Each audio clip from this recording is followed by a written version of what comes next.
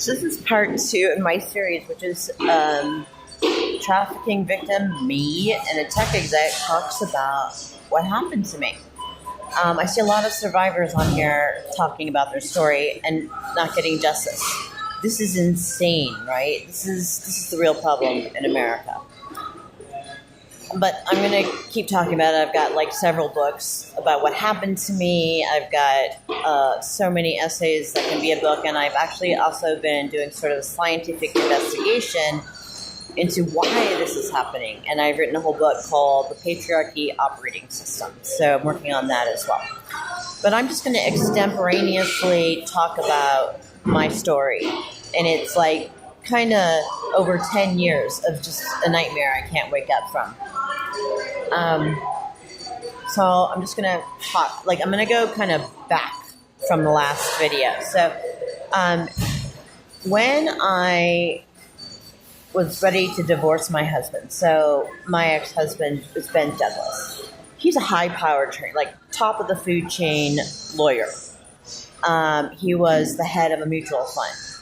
I was like a stay-at-home mom. I'm a psychologist. I'm a researcher. I'm a theater producer.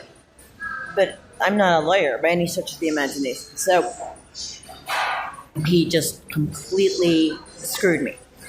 So and he must have known, right, what he was doing. So first of all, he had us go into a mediation to come up with what he called was a marital separation agreement. I don't think there is such a thing. And I think he used that to sort of slide under the courts. So at the time of our separation, he was making close to $1 million a year. We were living in a $4.5 million house that I had supervised, visioned, and built.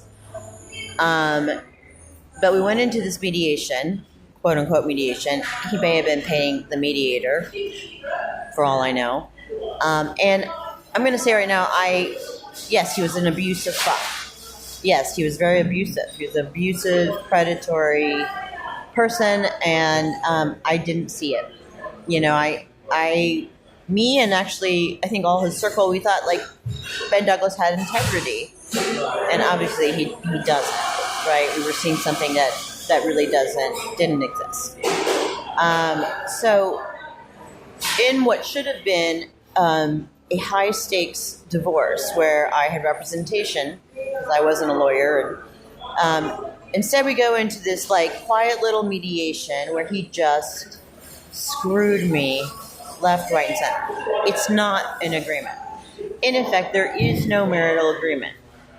And I just haven't been able to take back what's mine because I can't, for some reason, get a lawyer, and law enforcement doesn't help me, even though this is just a crime. He just stole it.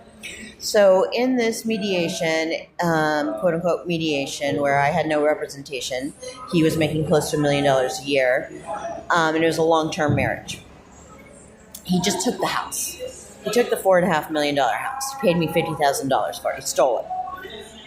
He took full custody of the kids, and then he used them as hostages to control me. I've kind of added up what the alimony would be for my lifetime based on what he was making. And this is the low number. I should have had $20 million out of this divorce, including lifetime alimony. And I haven't gotten, anything like that. You should see this original agreement. It's just insane. It's so filled with illegal stuff. It's not an agreement. As of now, there is no divorce agreement. He is illegally squatting in $4.5 million house. He owes me, he owed me $20 million before he screwed me. At this point, if I can get a lawyer, right? Or maybe I just am a lawyer for myself. Eventually, I will be coming after him. He owes me $20 million. I'm living in a tent with nothing. You can do a quick Google search.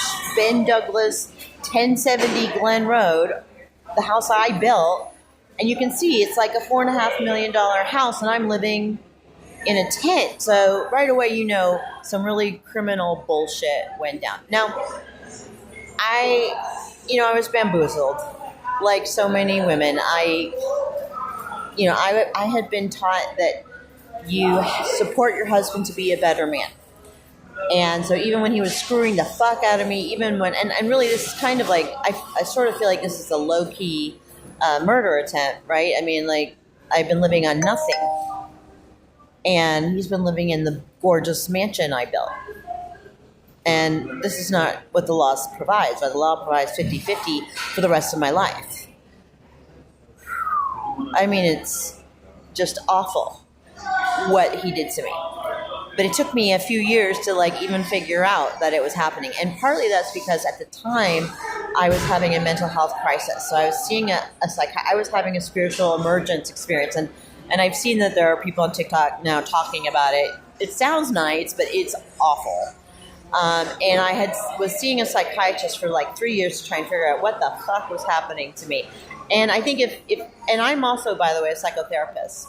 But I'm not a woo-woo kind of person, and neither was he. And I think if both of us were more, if we knew more about what spiritual emergence was, we would have known right at the beginning what was happening to me. But it was like a discovery process. And at the end of the 3 years, that was the final diagnosis. But I was like struggling with all this weird, big stuff. And I just couldn't focus on what was happening.